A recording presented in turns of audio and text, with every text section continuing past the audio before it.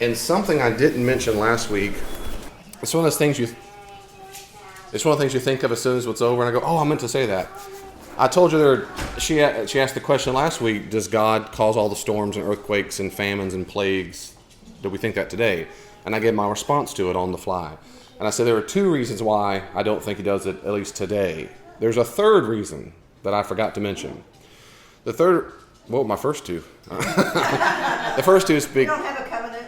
We don't have a covenant with God, and so there's no reason to think that God still sends plagues like that. That is to say, if God did in the Old Testament, there's no reason to think, even if he did in the Old Testament, he still does it to us today. There's no covenant like that with America and so forth.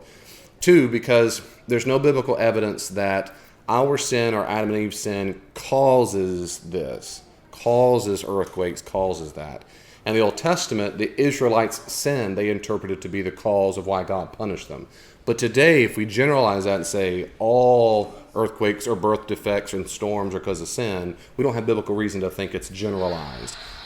Some people go to Romans chapter 8, and they should, to talk about how earth groans, and I mentioned that last time. But Paul does not say sin caused that. He said creation has been subjected to futility by he who wants to restore it. That's God. So Paul believes that God is the one who, quote unquote, subjected creation to futility. That's what Paul believes. Well, that's what I was suggesting, but I gave it a scientific term. I called it the second law of thermodynamics. That is, all things turn into chaos. But the New Testament does not support the claim. I can't find anywhere that sin caused it. The third reason why I don't think God caused that is because the New Testament seems to me fairly clear that God does not judge people that way anymore. God's judgment was handled on the cross. He no longer judges the nations by earthquakes and famines and plagues. That was handled by Jesus. So God does not do now, apparently, what he did back then. He doesn't rescue people out of Exodus accounts and so forth. So that's the third reason why, that I don't think he does anymore. I think if you say God's still doing it, it means you think God, if God sends a storm now, he sent Katrina, that means you think God is still judging the human race that way. And I'm saying when you read the New Testament, it seems to me there's no way you can allow that as a conclusion, because it sure seems to me the New Testament authors believe that Jesus was the end of that all of the judgment of the earth's problem sin from 2,000 years ago forever was handled on the cross. And that judgment's until Judgment Day. But in between then and now, it's handled. So that was the third reason. What other questions or comments do you have about that or anything we've covered in the study? If there's no questions, chapter 9, we're doing the law. If you're in your workbook, if you read the book, then you know that was chapter 9. Hopefully you didn't keep reading to chapter 6 or whatever it was. No? Good. Chapter 9 was the law. So we did Old Testament narratives. We talked about how to pay attention to the narratives. Now we're switching gear. A huge chunk of the Old Testament is what we typically call the law. And the authors here, this is more Douglas Stewart, Dr. Stewart, Professor Stewart, who says this, page 19 at the top. God gave Israelites the law as a gift. They didn't earn it. It's just a gift. Quote, or A, to establish the proper moral behavior they were to have in community with one another. I'll say that one more time. To establish the proper moral behavior they were to have in community with one another. That's how we treat each other. B, to establish proper worship of Yahweh. And C, to establish proper boundaries between their community and their neighbors. That's pretty logical if you think about it. How do we treat each other as a community? How do we treat God? And how do we mark ourselves as different or distinct from other nations? Now, why do they give a rip about being distinct from other nations? Because other nations don't have what? What do they not have? They don't have God. There's no covenant with God. He's forming a particular people group. That's why the prophets like to use the vocabulary of a marriage. God didn't marry all the nations. He married one people group. And that's why the analogy used all the time of adultery when they mean worshiping other gods, or betrayal, or divorce. He married one people group. That's a little footnote. That's very important to remember when we talk about ethics. That's why a lot of things he did back then and what they did back then are no longer applicable to us today. Because we are not Israel. We're just not Israel. We don't have the law. So the laws can sound bizarre to us. They just can. At least they do to me, a lot of people. They sound random and bizarre to us, but they were always meaningful. We have to assume that in their ancient contexts. You think about that. These weren't stupid people. They would have written things that people understood. But they could be for physical well-being, probably like Leviticus 7, that don't eat pork. By the way, Jews called kashrut is what they call these dietary restrictions. Don't eat pork. Probably had something to do with health because pigs eat whatever they want to eat. But also typically because their nearby neighbors did things like that. Like you do not ever cook a young goat or its kid, right? It's called a kid, and its mother's milk. Well, is that a temptation of yours, Greg? No. Never mind either. Never mind entire life in Mississippi. Now, New Orleans, we did do it. In Mississippi, I'm just teasing. Just a joke. But that sounds, why in the world would you tell people not to do it? Well, these Jews are crazy. Well, no. Some things we just don't know what their neighbors were doing. Sometimes we don't know. But later on, after this happened, there's not a lot written. And then over a long period of time in the 19th century, we started discovering millions of cuneiform, that's tablets written in Egyptian hieroglyphics and Babylonian texts. And then the ancient world came to life more and realized, oh, they did those kinds of things. But again, there's a lot of things we don't have corroborating evidence. We just deduce that must be what the Canaanites were doing. Some things we know for a fact that they were doing. We know the Canaanites sacrificed children based on other texts. Now, the Old Testament says things like that, but we know other texts corroborate it. So that's why a lot of the laws sound bizarre to us, because we don't do that now in 21st century, westernized world, but ancient cultures did do that. Did you ever see the movie Mel Gibson directed called Apocalypto? Yeah. Apocalypto. You ought to see it. Now, it's a little violent, very little English, but man, is it good. I think it's a very, very well done movie. It follows this guy who gets kidnapped into slavery in the Mayan culture, and he's been dragged off to the main place to get killed because they gave human sacrifices. So it's based on things that really happened, but it's a fictitious story of what happened. But it's amazing how when you see it, how he brings it to life, how it seems bizarre to us because it is, but they really believe that gods were happy with all this killing. And so when there's a little bit of a shadow over the sun, and they go, like the gods have heard us. But ancient people thought that all the time, Greeks, Roman, Egyptians, and so forth. So that's the context of the law. I put a tip here on page 19 at the top. Laws, plural, can refer to the 600 plus individual commandments that says, hey, I'm married to Yahweh. Law, singular, can refer to all these commandments, like Matthew 5:18. I've come not to abolish the law, but to fulfill it. Book of the law, or book of Torah, refers to the first 5 books of the Old Testament. And typically context, just let you know, it's kind of common sense. Let me say a quick word about Torah or law. Sometimes I'll interchange these.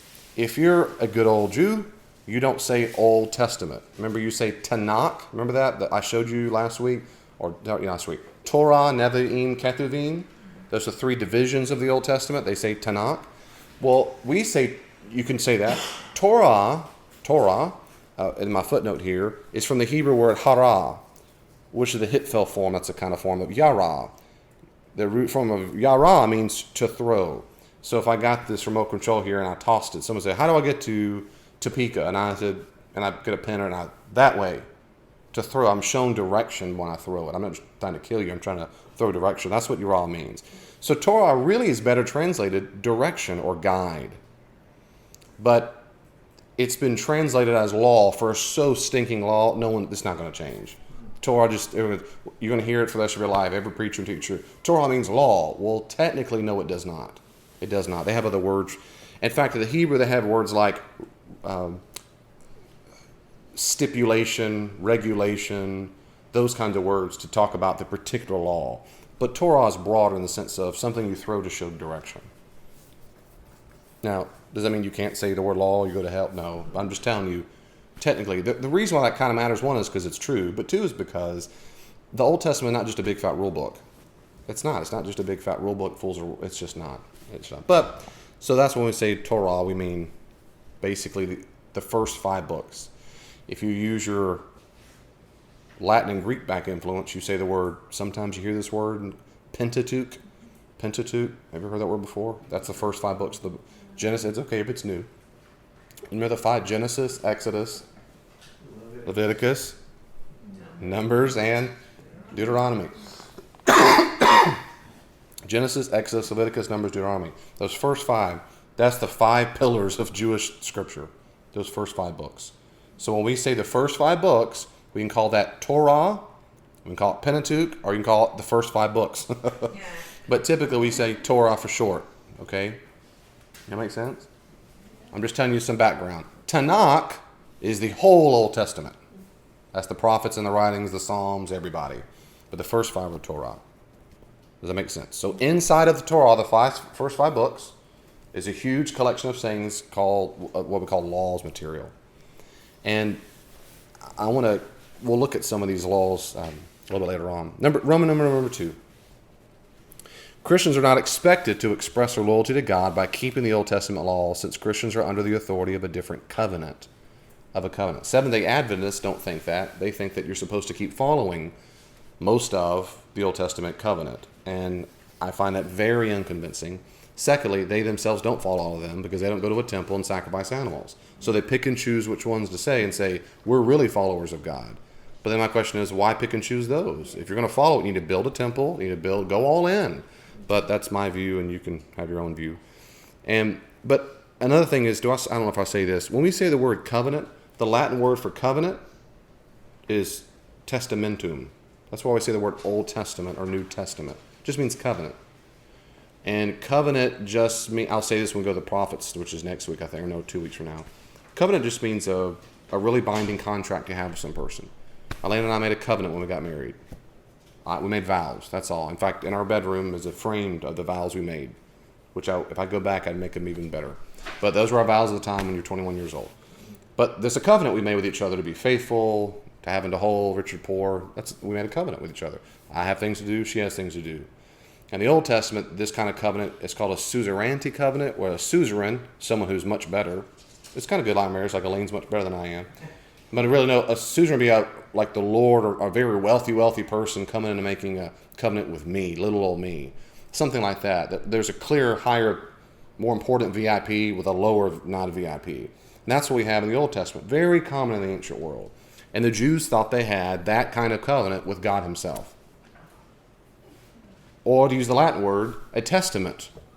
Testamentum, Old Testament, New Testament. So Christians forever have not believed that the Old Testament is as binding on us, morally binding. We've got to do that as much as the New Testament. There's not a skeptic or atheist I've ever met who understands that. They think if it's Bible, and all Christians keep calling it God's Word, it must all be equally morally binding. That's not true. It's equally authoritative, but it's not all equally morally binding. Christians are in no obligation to go off and sacrifice an animal tomorrow, though almost the entire book of Leviticus tells you exactly what to do at the temple. We don't have a temple. Jews don't have a temple anymore. Jews don't even give sacrifices. I know Jew today thinks they go to Leviticus and thinks it's morally binding. I think it's authoritative, but that's a different story. Now, if you want, we can talk about that later. But Christians don't think that. Does that make sense what I'm saying? So we're under a new covenant, a new testament, a new marriage contract. As Christians, it's through Jesus. It's not through Moses. So that's why this whole bullet point is very important here, is that we're not under the authority of the Old Testament.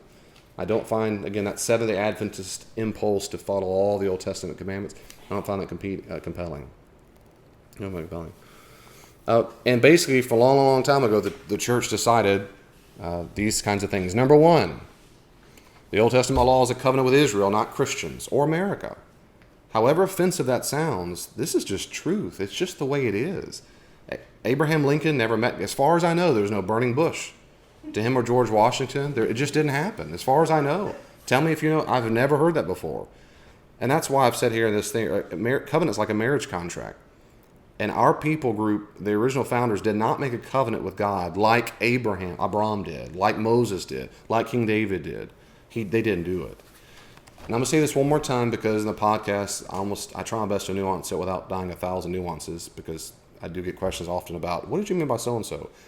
Like I said last week or the week before, I guess it was last week in Old Testament narratives maybe, the issue of whether or not America was founded on Christian morality and Christian Judeo-Christian values is a great question for historians. That is not the issue in the Old Testament.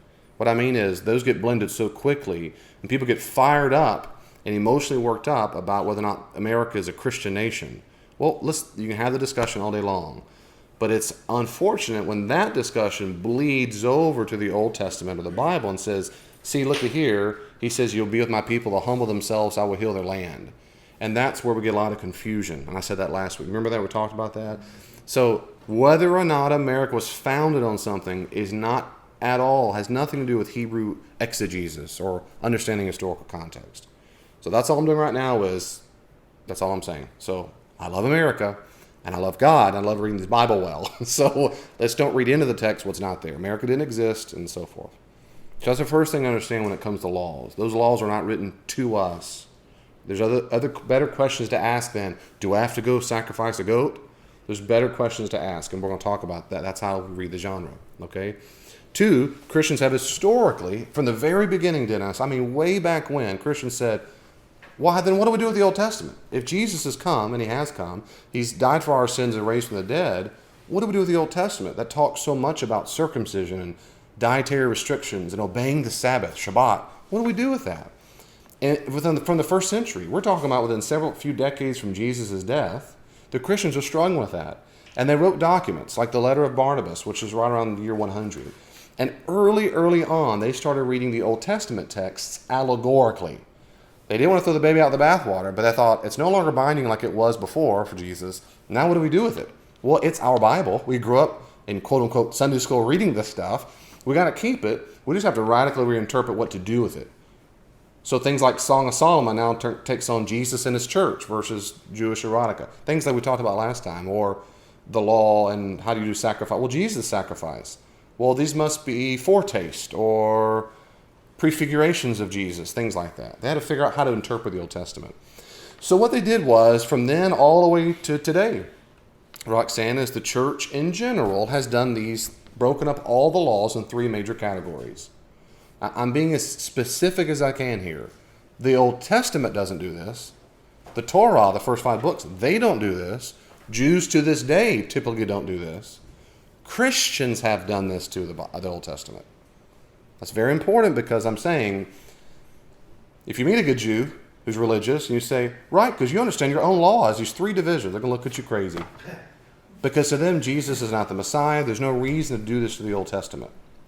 Now, this is a big topic, but I'm giving loosely here. They might do it kind of like this, but it's Christians who have had to go back to their old Bible, the original were Jews or first century Jews, and go, what do I do with it if it's not all binding? So there are 3 major kinds of laws now that we do. We read them as. And only one is binding. Of all the hundreds of laws, do you know what I mean by the word binding? Morally binding? Things we ought to do. Things we ought to do. I tell my children, be sure to make your lunch. Well, when they're 23, that's not binding anymore. It was binding for a while. It's not morally binding, right? Well, that's what the Christians believed about the Old Testament. Now that Jesus has come, they've graduated. In fact, Paul even used that exact word in Galatians. He says the law was a pedagogos. We get the word pedagogue or teacher. If you know your teaching background, pedagogy is a science of teaching. The science of teaching is called pedagogy. That's a Greek word. Pedagogue was the tutor. And in the first century Greco-Roman context, it was the person, like a nanny, who took the child to school, stayed with them at school, and walked them home, helped them do their homework, and disciplined them when they did the wrong thing. The Apostle Paul says that's what the law was. It was our pedagogue. It was our tutor. That is to say, you outgrow it. It was real useful for a while, but now that Jesus has come, we don't need it anymore. So in that same vein, Christians have divided the laws in 3 areas. Number 1, civil laws. That's things that Israel did back then with the laws. You might say, well, just civil law, criminal proceedings. What happens when someone breaks the rules and breaks the law? It would be just like it is today. And that's what they did back then. A little footnote, because it's always fresh on my mind in podcasts, because I do a lot with skeptics and atheists, and I just recently did several podcasts on atheist blogs, and so it's fresh on my mind. One of the most common things skeptics and atheists like to pick on is when they read Old Testament laws that we deem civil laws, and they think they're morally binding. So they'll say, you can kill a disobedient child. This is stupid. That's how immoral your God is. You think it's okay to do that. That was a civil law that was appropriate for 4,000 years ago under certain circumstances. Only for a people group whose God was their king, or a theocratic nation. That is, the priest ruled. We're not theocracy. America is not at all. It's a republic. We're not run by the priest in the past. We don't have state-run religion. Well, it doesn't apply to us. But when you don't know that, you don't know how to read the Bible, you take these things and rip them out of context, and you think stoning a rebellious child is just as morally binding as love your neighbor as yourself. You see how confusing that would be to a person who doesn't know how to read the genre? And so it's not I didn't write this workbook and they didn't write the book in response to New Atheist. This is the way Christians done it forever, if that makes sense. So it's helpful for us to know what to do with those maybe sounding disturbing texts. Of what, does that make sense? So civil laws, read Leviticus 24:11-12 if you don't mind. Or 22. Let's read Leviticus 24:11-22. The sons of Israel did, just as the Lord had commanded Moses. Whoa. So those are a perfect example of civil laws. What do you do if you do this, X, Y, Z? It's called, and these apodictic laws, what they're technically called. This eye for an eye, tooth for a tooth. Which verse was that? Fracture, that's verse 20. That eye for eye. There's your phrase. You heard that before? Eye for an eye, tooth for a tooth. That's straight from the Bible. We call it the lex talionis. Latin means law of the tooth. And with that, most Old Testament scholars believe the lex talionis is there because it's there to limit retribution. Now, why do we think that? When you compare other Old Testament law codes, like the law of Hammurabi, he was the basic king of Babylon, we have all these other law codes in the ancient world. Theirs were crazy. So if you hurt my daughter, I can kill your babies. If you hurt my dog, I kill all your livestock and your mom. I mean, they just kind of the bloodlust would go on. And that's how tribal warfare kept going on and on. So most Old Testament specialists think this was deliberately to simmer down, get on an eye for an eye, tooth for tooth. It's very limited. It's not encouraging them to gouge out eyes. It's encouraging them to stop going crazy. Again, ancient context helps us there. What do we do with this kind, if I can just spend a little moment here, these civil laws that are so restrictive and so tough on the people? I've heard all kinds of explanation for this. The one I find most compelling is, and we'll move on unless you have any question or comments, about what do we do with these kinds of things, about stoning one who took the name of Yahweh in vain, or cursing and so forth. Yahweh is trying to take a people group and really, as C.S. Lewis said, hammer into their minds or heads the kind of God he is. And there's no analogy that's the same. There is simply no analogy. But by analogy, let's imagine for a second, you adopted a group of 100, just to make it small, 100 children from a different country who were known for breaking the rules and the laws and were deep seated in a different culture where it was good to steal, hit, hurt people, have fights, start gangs. These are people that they're going to in prison. You adopted all 100 of them. You bring with them all their background, all the wounds, all the bad habits, all the stuff, and go, now what would you do? Would you say, let's just give them hugs every day and brownies, it'll be okay? One idea is to have them up front and say, here's the deal. You get the great pleasure and blessing of being in me and my family and not going to jail or dead tomorrow, basically, because your life's headed down to hell. It's going horrible. Here's what the deal is. I want to set the rules right now. Number one, anyone pulls out a knife at all, you're kicked out of the house. Rule number two, if you even think about stealing someone's wallet, you'll lose all of your toys immediately. In other words, one idea is to go so strict, so overboard, it was, of course, to intimidate and get them to stop. How much you would do it, we don't know.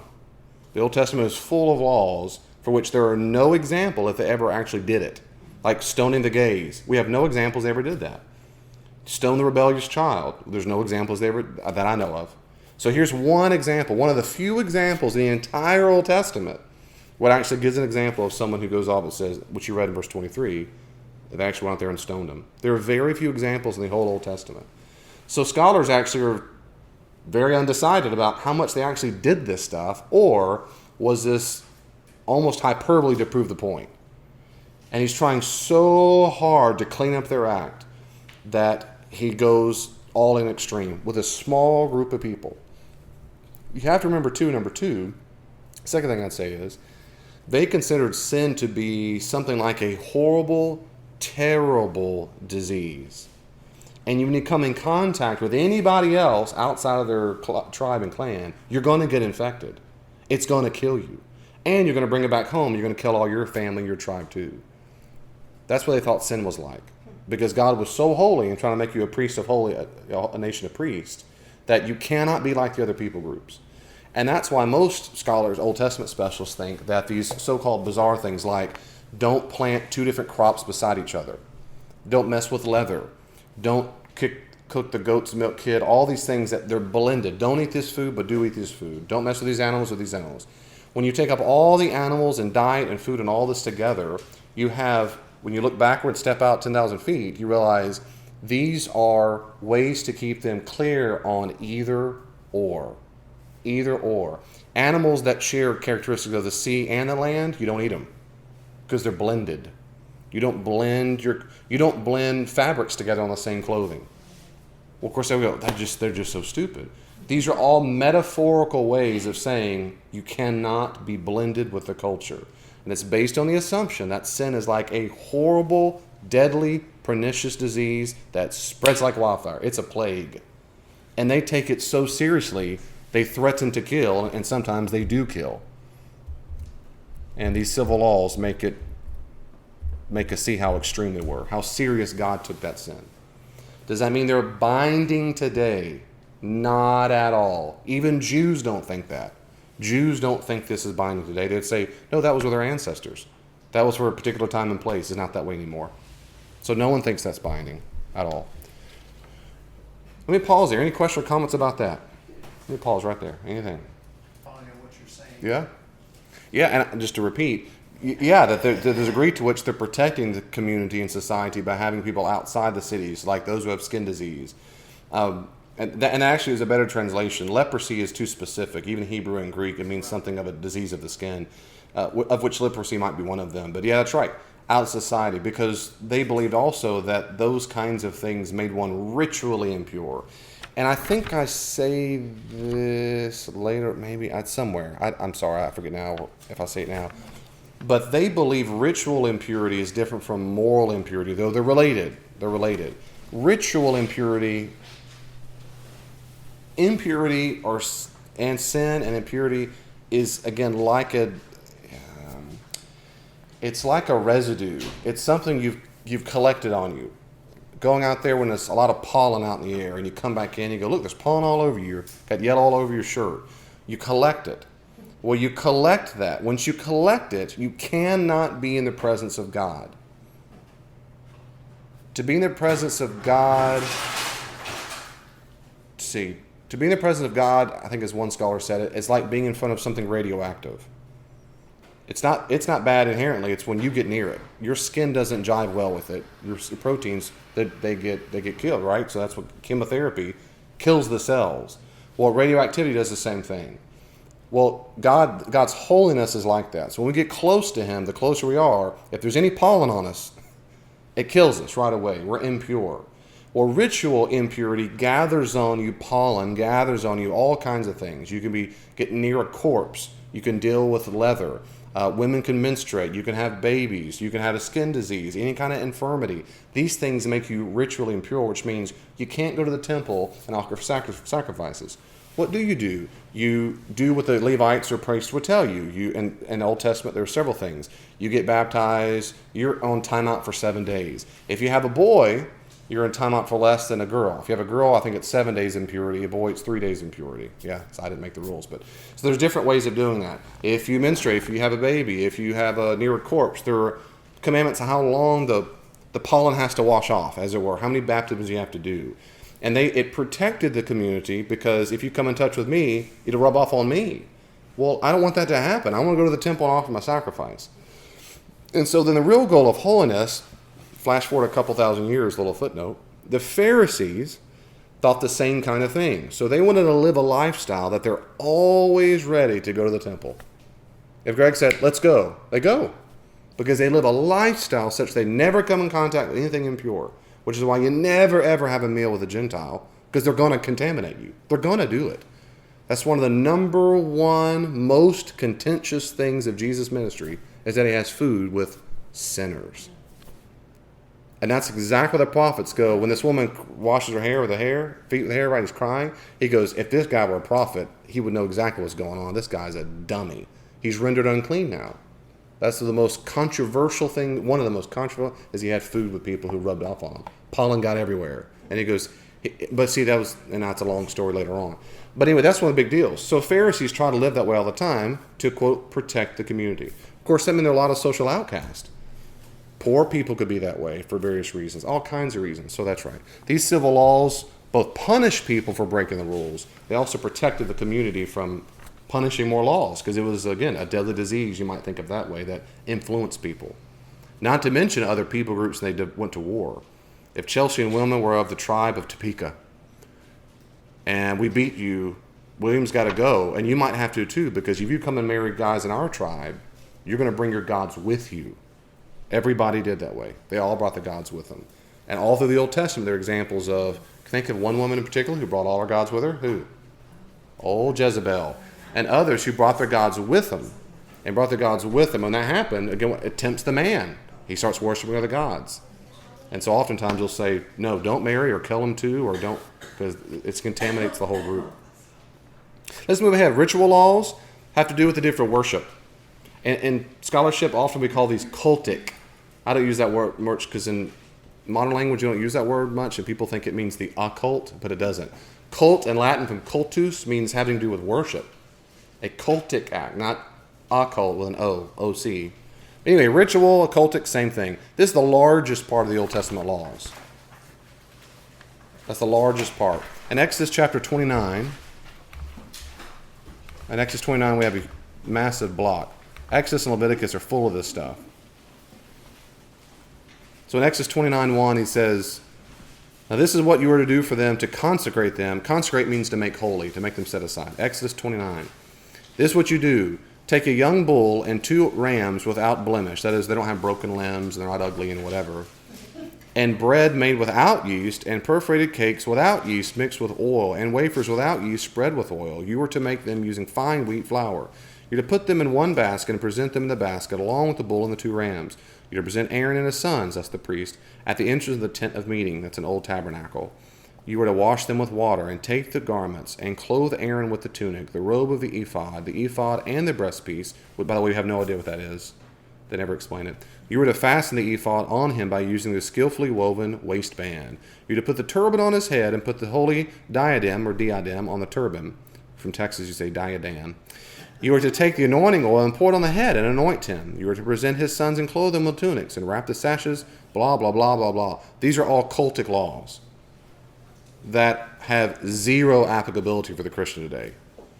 So, Chelsea, I'm never going to wrap an ephod around your chest. You're not a priest. These are their rituals to use in a worship setting. Now, if I make a little snide footnote, many churches today have all kinds of ritual laws and cultic laws, like don't run in church, sit up straight, sit in a pew. It's not church unless you have an organ. You got to be singing hymns. You got to have this certain Bible translation. The churches are full of cultic laws. They're just not written anywhere. But I guarantee you want to say what they are in a heartbeat? Go into a church service and start going one by one. Hey, everybody move to the front. Hey, switch up today. Hey, let's go do some different tunes. Just see right away and see what happens. Watch the faces. Because you're violating their cultic laws, their ritual laws. And they're a real reality, though we make fun of them. Why would they do such a silly thing? Well, in 2,000 years, they're going to look back and say, what are they going to say about a lot of churches these days? We'll see. Moral laws are the third category that Christians are made up with. These are how people should treat each other. When these laws are upheld in the New Testament, they are followed. So everybody know this from Deuteronomy 6:5? Just to spare time. What did Deuteronomy 6:5 say? Anybody know? From memory? There you go. Strength or might, right? He doesn't add mind. Jesus adds that. Does that sound like anybody you know? Jesus, right? And Mark 12:29. What about Leviticus 19:18? Leviticus 19:18 says, and you shall love your neighbor as yourself. Does that sound familiar? That's Mark 31. I meant it was Mark 12:30 and then Mark 31. That's right. 29 to 31. So Jesus says that. When the guy comes up and Jesus says, what's the greatest commandment? He says, love God with all your heart, soul, strength, and mind. That was my first 4 sermons here. That whole thing. And then he says, and love your neighbor as yourself. Well, those are 2 Old Testament passages. Deuteronomy 6:5, Leviticus 19:18. Jesus didn't make that up. He came to fulfill. So, if someone says, what about those laws? Are those binding?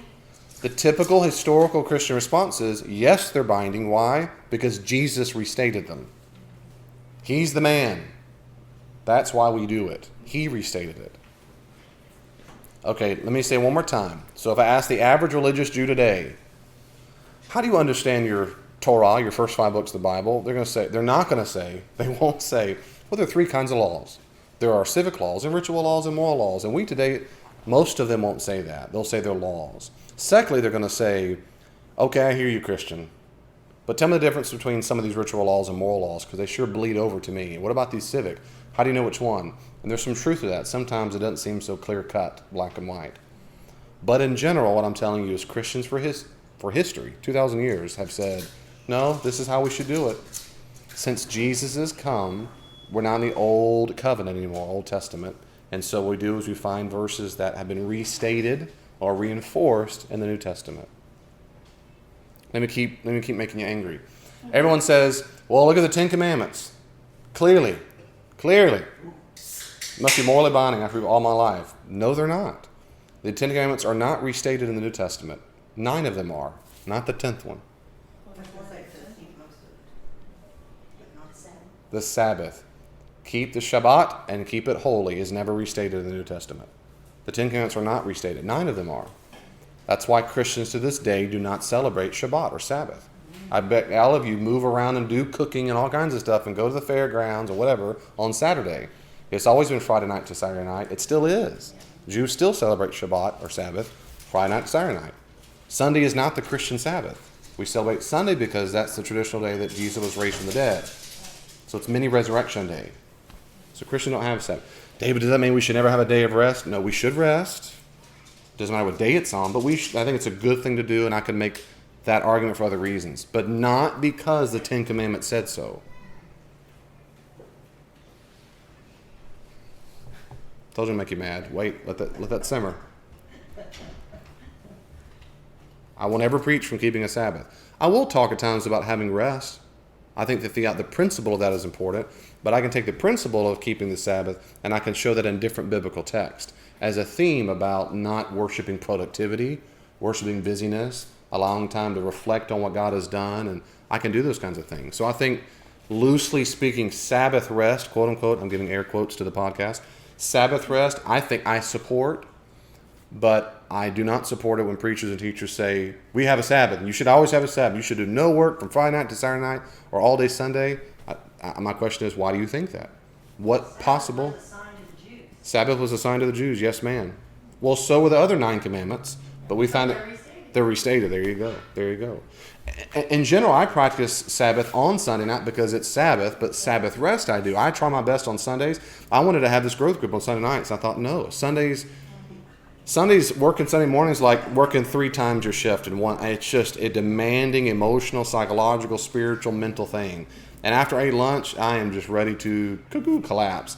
But I also try not to read. I want to read and study for next week. And I like to veg out on CBS this morning and just take a nap and just it's healthy and good. It's healthy and good. So that's it. What question do you have about that? Anything at all? How easy is that? Okay. In general, Christians should assume that none of the laws are binding unless they are renewed or restated in the New Testament. And by the way, that only means a handful, just a few. Think about it. I give most of the 10 Commandments in Matthew 5:21-37. A little footnote. The one time Sabbath is mentioned is in Matthew when Jesus, he's critiquing the Pharisees as usual. And he says, you keep the Sabbath good for you, but you what? You forget the weightier rules of the law. So he doesn't say the Sabbath's not binding, nor does he say, and you sure I'm glad you're doing that. Good for you for Sabbath keeping. He makes no comment on it. He's critiquing them. So if he were not critiquing, we would have zero mention of the Sabbath at all, except for maybe in Hebrews, and there he means something different in Hebrews. It's a Sabbath rest of the world to come. That's right. So it's what we call a controversy story. That's right. So he's working on the Sabbath, and Jesus himself says, wait a second. No. I'm the Lord of the Sabbath. And he's healing on the Sabbath. So if anything he demonstrates, it's not what they thought it meant. why a sacrosanct day set aside. No, it's for us to rest and do other things. But the closest we get to a quote-unquote reinstatement is the one time when he says, you ignore the weightier matters. But even then, at minimum, it means he doesn't think it's the top rule because he says you ignore the weightier ones, which, of course, is justice and so forth. But that's the closest we get. And you might find that binding. That is completely up to you. I don't. I don't think that counts, and most Christians through history don't, which is why we don't celebrate Sabbath. Another little footnote, because I'm on a roll. For example, you can read in the early church fathers where they get ticked off that the earliest Christians kept going to Sabbath for a while. John Chrysostom, who preached in the 4th century, he is ticked off when the Christians show up on Sunday morning to his church service, but they went to Shabbat service at the synagogue.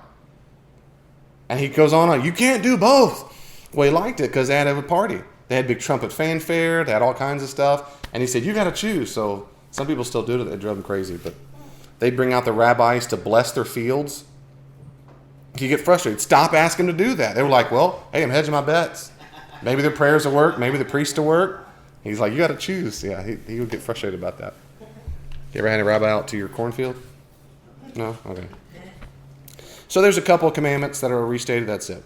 The Old Testament is still God's word for us, even though it is not to us. And most interpreters would say we learn about the nature of God and what he does in history. The nature of God and what he does in history. And that's why there's, in my opinion, not a whole lot of preaching material in the Torah, this covenant. I mean, I'm not going to preach much in Leviticus, probably my life. It's just not morally binding. I might talk about the character of God, how he cares a lot about holiness. But I've got tons of New Testament verses to do that. And if I'm going to preach about it, I'm going to go to the New Testament and just cite the Old Testament as support and then go back to the New Testament because that's what's morally binding. Does that make sense? And so it's that's my view. Not everyone agrees, but for these, based on these guidelines, that's how it is. What about Matthew 5:18 when Jesus says, the law will not pass away until all is accomplished or fulfilled or perfected? The Greek can mean all those, accomplished. Well, that's debated in scholarship, and this, what I say here, is a pretty much consensus view, or one of the views. He's referencing at least God's intentions in the Torah to rescue humans from sin.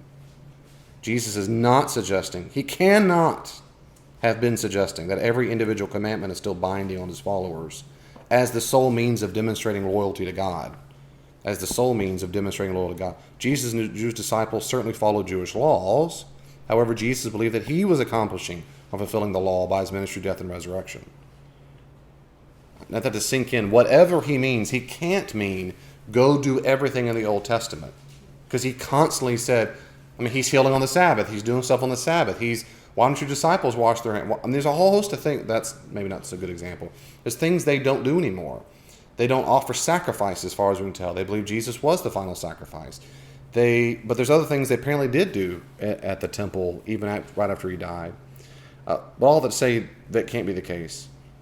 And to say it in part B, it's really clear it's not the case when you compare it. Listen here. When you compare what Jesus did to what other rabbis said in the Mishnah and Talmuds, Jesus does not walk around calling everybody to follow the Old Testament.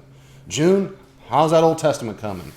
Sarah, have you been memorizing your Leviticus lately? Jesus doesn't do that. Pete, come here. Now, okay, all right, recite this for me again. In the beginning, God of heaven. He doesn't do that.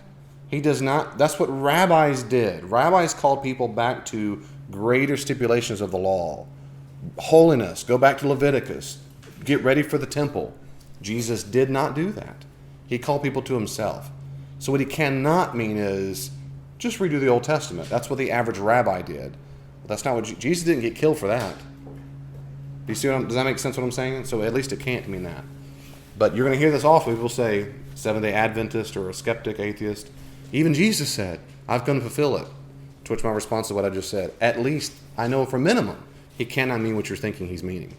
Because he did not call people to that. In fact, part C, if you took out this verse from the New Testament, we would never have said what we're talking about right now, ever. We would assume he did not come to talk about at all much of the law. Though he appeals to it and so forth, mainly about messianic claims, but not Leviticus, not going to the priest to make sure you offer good sacrifice. He's the ransom, right? I'm the sacrificial lamb, so he just barely talks about it. This last thing gets people more mad. I love this study. Just make everybody mad all the time, everything. They did not consider the law as a means of salvation. Can I pause there for a second before I get on that? What question or comments do you have? Or do you take a break? Because I'm about to do a little